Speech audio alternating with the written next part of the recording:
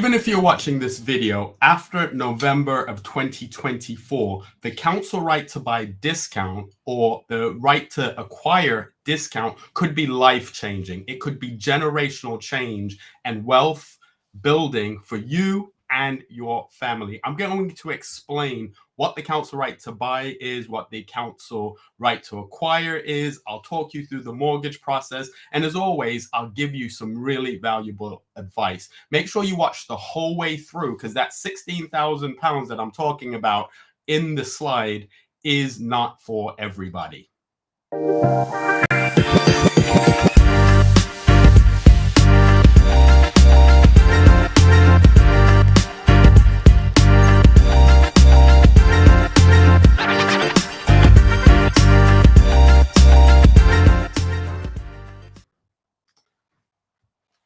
Okay, so we're going to kick off. My name is Anthony Lindsay, and I've been in finance for over 30 years, and I like to make these videos to share information and make sure that you can make an informed choice when you're looking to get a mortgage. The council right to buy discount or the council right to acquire discount was changed in November of 2024. I did more mortgage applications for right to buy in October, November than I probably did the prior 6 months. And this is because the government changed the maximum discount available. So whilst it's not as lucrative as it previously was, it's still free money. It's the council helping you get on the property ladder. So you should definitely look into it. A lot of people are surprised because they don't think that they could afford it because they don't have enough for a deposit. But in many cases, you can use the discount as your deposit. I've seen people be able to buy their council property with very little money out of their pocket because they used the discount as the deposit. Now, there are other fees that you're going to need to pay, which we will go through. Make sure that you like, subscribe, and share this video. There's great information, not only in this video, but in other videos that I make. So, can you buy your council property? The things that you're going to need to think about are how long have you lived there? Who else is on the tenancy agreement? And how much do you need? So the right to buy discount, the amount that you get is going to be dependent on how long you've lived in the property. So the longer you've lived in the property, the more of a discount that you'll get. And it is capped at a certain amount, which I'll cover off at the end of the video. But you shouldn't let the numbers at this point prevent you from starting the process. One of the things that you do want to consider and keep in mind is who else is on the tenancy agreement, because whoever is on the council right to buy letter when you actually start the process, they'll also need to be on the mortgage. So just be mindful, and I'm going to share some really good tips on how to maximize the ability to get a mortgage at a great rate that suits your needs. And how much do you need? That's going to depend on your deposit amount, which is going to depend on how much you've saved, how much of a discount that you get. But the long and short of it is, even if you don't think that this is something for you, you should explore it, because by knowing, you may be surprised and you may realize that you can actually buy your council property. So right to buy versus right to acquire. They're somewhat similar, but there are some nuances. So let's just go through what the differences are. The main difference between right to buy and right to acquire is the type of landlord and the discount offered. The right to buy tends to have much larger discounts. Right to buy applies to tenants of local authorities. Right to acquire is for certain housing associations. Right to buy offers, as I said, higher discounts, while right to acquire discounts are generally lower and they're fixed and may not vary based on the time of tenancy. So if you have a right to acquire offer, you may find that as long as you get over a certain threshold of being there for a certain amount of time, that the discount is kind of crystallized. But it's great to look into, make sure that you start the process now. Don't wait until you think you are ready, as I always say. So what's the process? Let's just go through the process. This is important because as you go through the process, things can slow the process down, and you want to understand what you need to have ready in order to start purchasing your council property. So the first step is you're going to need to fill out an application with your local council or landlord, fill out an application to request to buy the property. So if it's a right to buy property, that's called an RTB1. The landlord then has a limited time, 4 or 8 weeks, if they've been the landlord for less than 3 years, to either accept or reject the application. If rejected, the landlord must provide a reason. You may be able to appeal if that reason you don't feel is valid. If the application is accepted, the landlord will arrange for evaluation of the property to determine its market value.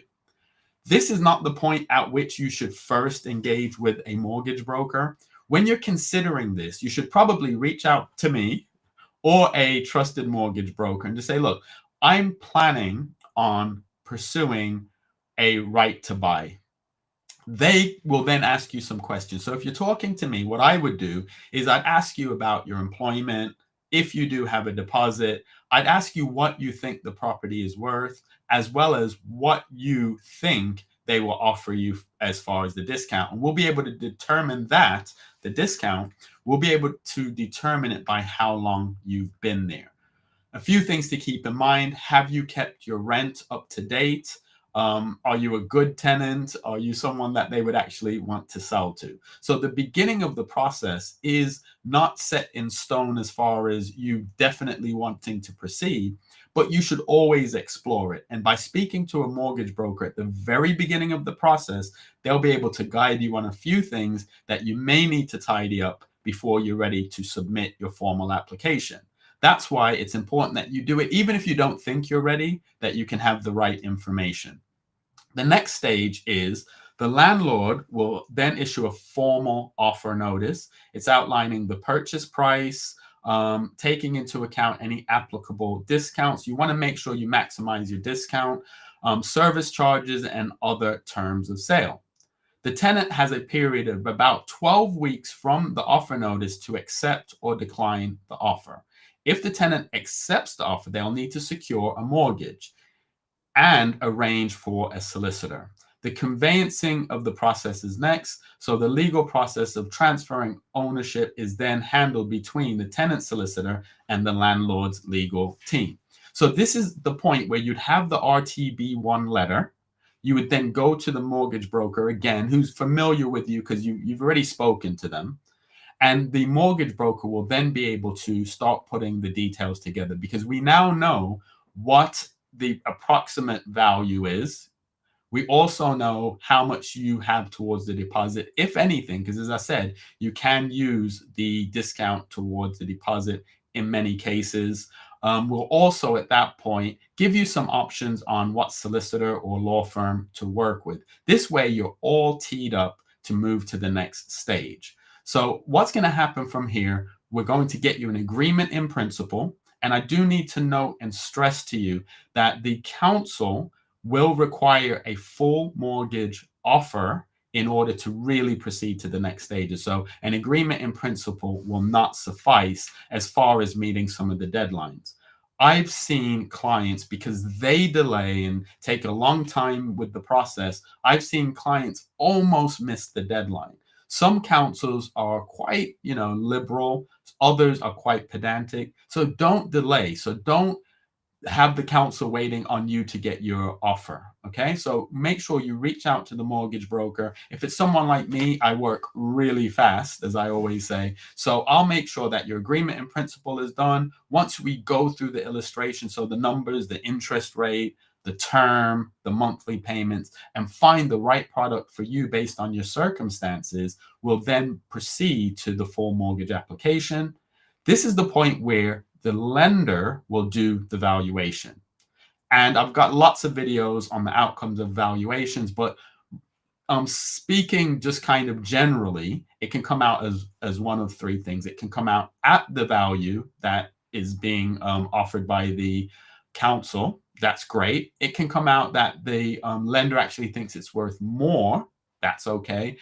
Where you'll have an issue is if the lender thinks that the property is worth less than the amount that the council's offering it for. But make sure you just check the video link, because I do have other videos about valuation. So once that valuation comes back, that's when the full mortgage application can be underwritten. And that's really when you're moving into the stage of getting the full mortgage offer. That's what you need, because remember, an agreement in principle is not a binding contract or a binding agreement. It's just saying, based on what you've told us when you keyed in this application, we would lend you this amount. So it's always good to make sure that you work with a broker like me, who does all of the due diligence up front, that the agreement in principle can convert into a full mortgage offer, which is actually what you need. Timelines, I talk about this constantly. Give it about 4 to 6 months.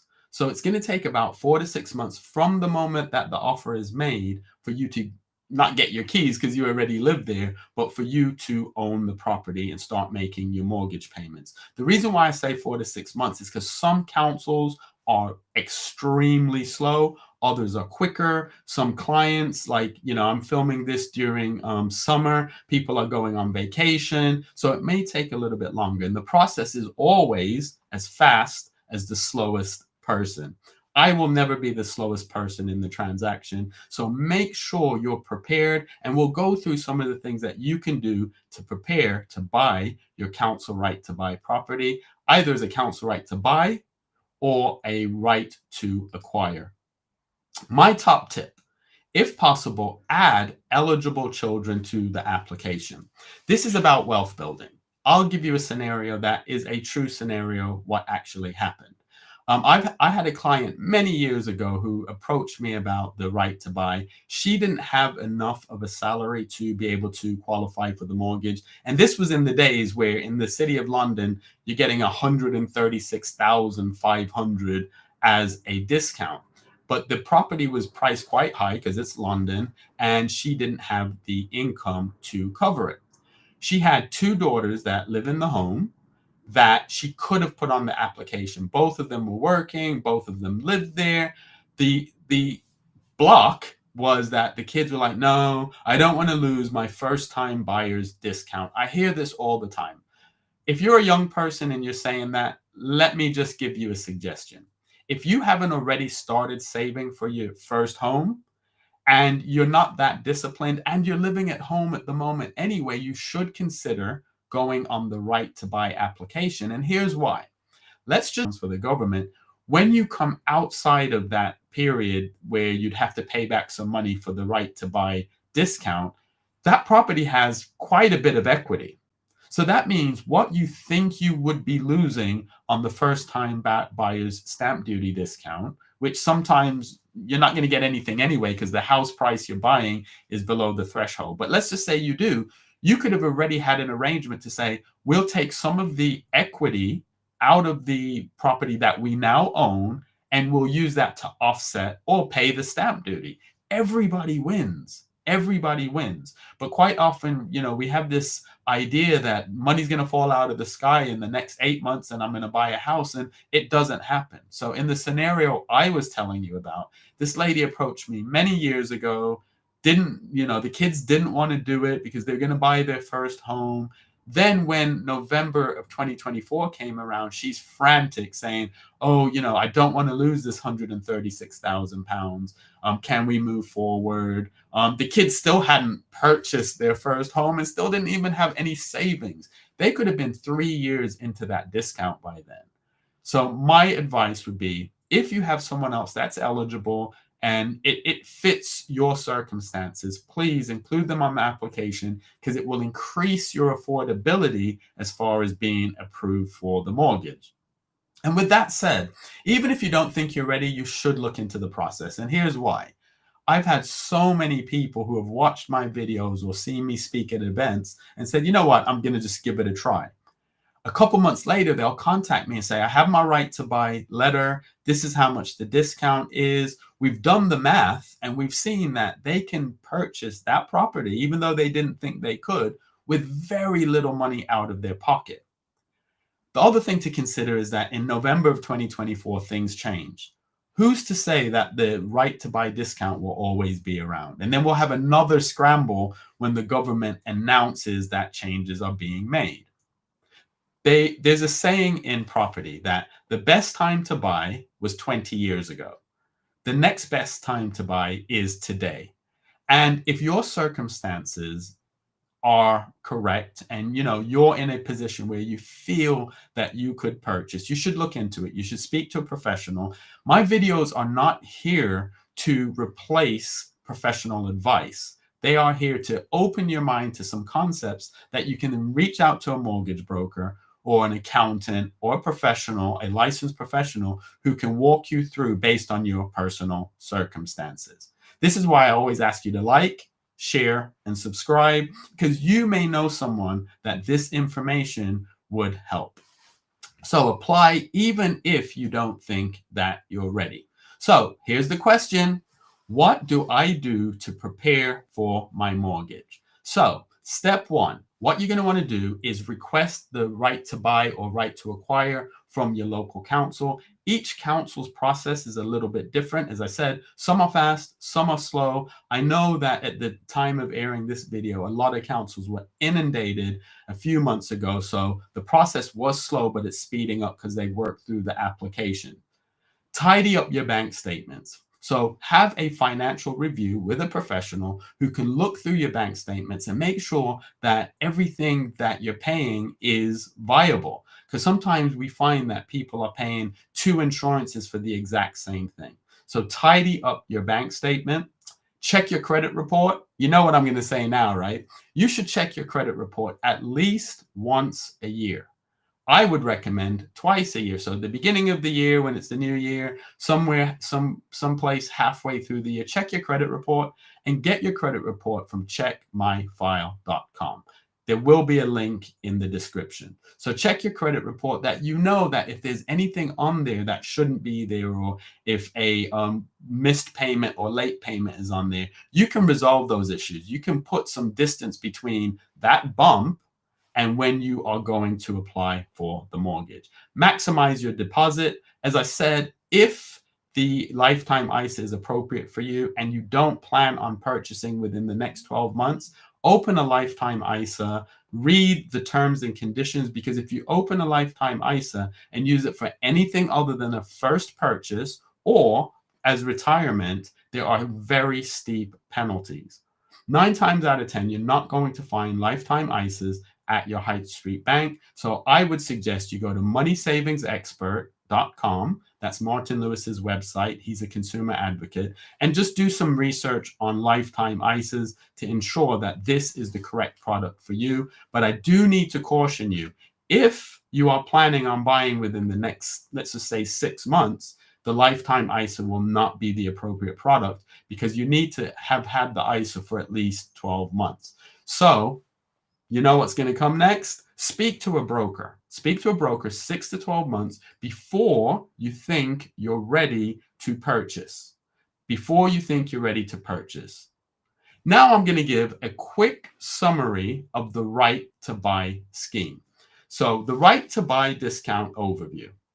If you're eligible for right to buy, you can purchase your council housing association home at a discounted price. It's going to be based on the type of property, the value of the property, where you live, and how long you've been a public sector tenant. You may have to repay some or all of the deposit if you sell the home within 5 years. If you've used the right to buy discount before, your discount may be reduced. So in summary, you can purchase your right to buy property. The information that I'm giving is for guidance only, so make sure you speak to your local council. Ask questions, verify the figures, but understand the scheme, because it's a really good scheme and it can help you and your family start to build generational wealth. Here's some more information on how it works. Houses, 35% discount after 3 to 5 years as a public sector tenant. It increases by 1% per year after 5 years. There's a cap on the regional maximum. That's for houses. For flats, it's a 50% discount after 3 to 5 years, and it increases by 2% per year after 5 years. Again, there is a cap depending on your region. If you're buying jointly, this is good news. If you're buying jointly, use the longest tenancy among the applicants. So if you and your husband have been in that tenancy agreement for a different amount of time, they're going to use the longest one. But again, make sure you contact your counsel, ask the questions that you can get the specific answers to your specific needs. The right to buy discount is an amazing gift from the government and should be utilized where appropriate. If you've considered buying your council right to buy property or your right to acquire, if you've considered exercising that right, but you weren't sure on what you need to do or how to do it, make sure you contact me or a licensed mortgage broker who can walk you through the process. Each council is a little bit different. So you will find when you speak to me or speak to another mortgage broker, they will ask you to get some information from your local council. So you want to do that. You want to start the process. Don't delay. Don't rule yourself out because the figures that you could be getting are quite astronomical. So these are correct at the time of this video. So in London, the maximum discount is 16,000. There are exceptions for Dagenham. So some areas, they know that the house prices and the economic makeup is a little bit different. So they do have exceptions. So in the Southeast, it's 38,000. In the Southwest, it's 30,000, and so on and so on and so on. But the bottom line is this: you won't get any discount if you do nothing. Make sure that you look into your council right to buy or council right to acquire. Make sure you speak to a mortgage broker and make sure you ask questions. One of the biggest problems that we have in society at the moment is a lack of financial literacy. And in my view, it's not because the information is not available. I think there's too much information available, but quite often people will rely on TikTok or social media to get their full advice. It's great to get concepts from these platforms. Social media is amazing for that. But when you have that information, make sure you speak to a licensed professional. Another one of my pet peeves is people that will speak to a professional, but then they're speaking to their barber or the lady at the salon, and they're challenging the professional based on what someone that is not licensed is saying. We as mortgage brokers have a lot of regulation that we have to follow, and most mortgage brokers are here to do a great job for you and your family, to give you the best products and services that are available based on your circumstances. So the advice that I'm giving is not financial, it's not legal advice, and I'm not telling you that there's a one size fits all. You should always consult a professional who knows your personal circumstances. You should always be open and honest with that broker, and you should never look to do anything that would violate the terms or conditions of your mortgage. Because as they always say in the ads, your home could be repossessed if you don't keep up your payments.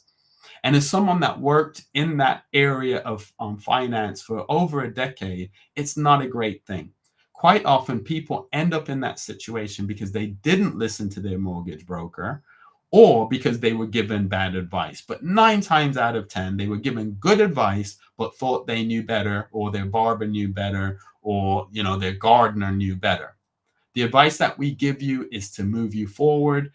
Being a mortgage broker is a referral business. So the better job I do for you, the more business I'll get. So the information that I give you is to make sure that you're happy, to make sure that you feel supported. I'll quickly cover off the mortgage process again. You're going to get an agreement in principle. The council or the seller, if you're not doing a council right to buy, is going to need an agreement in principle. That's just saying that the bank would lend in a certain amount based on your profile without verifying anything. Once you find the property, you will negotiate a price. You'll get an offer agreed. You'll then go back to your broker who will complete a full mortgage application. At that point, the bank will do a valuation. A valuation, not a survey. Check the link for videos that explain the difference. Once the valuation has come in, the underwriting on the application can be done. This is when the lender will request 3 months bank statements, pay slips, ID, and various other things depending on your profile.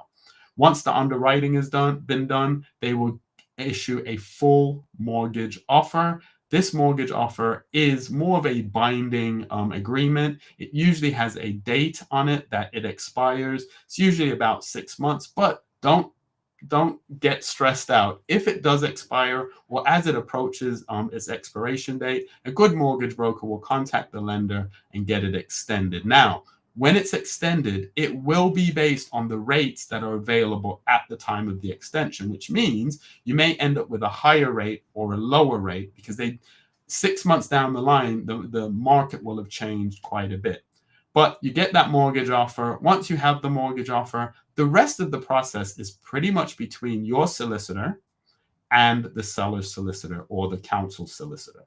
So it's important to start speaking to a solicitor at the beginning of the process. That way you can get pricing, you can get a feel for how their service is. Do not pick the cheapest solicitor. Don't pick your solicitor based on price. Pick your solicitor based on service. The 2 or 3 or 400 pounds you think you're saving by going with a cheaper solicitor can cost you tens of thousands of pounds in the long run. That's if the deal even gets to go through, because if they're slow, if they're inefficient, it could mean that you miss the deadlines that the council has set in order to make the purchase. And not every council is going to be lenient if deadlines are missed.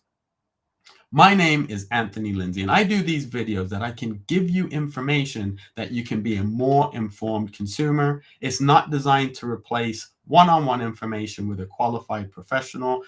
I appreciate your likes, your comments, and your sharing this video with people that might find the information useful. I'm not someone that's hiding out. I'm not just some guy on social media. So you can connect with me via LinkedIn, and my information will be in the description.